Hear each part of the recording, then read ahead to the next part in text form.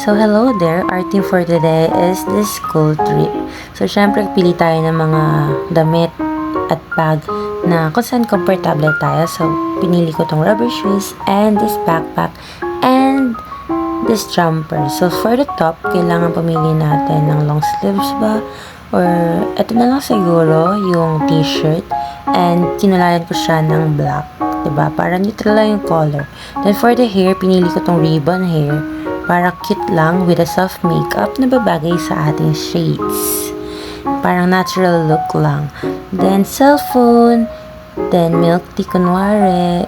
And for the accessories, pinili ko tong queen necklace. And earrings, of course. Then, headband. Pero hindi nakita yung headband gaano. Diba? Pero okay na yan. So, I guess this is my final look for our school trip. Diba? So, komportable. So, thanks for watching!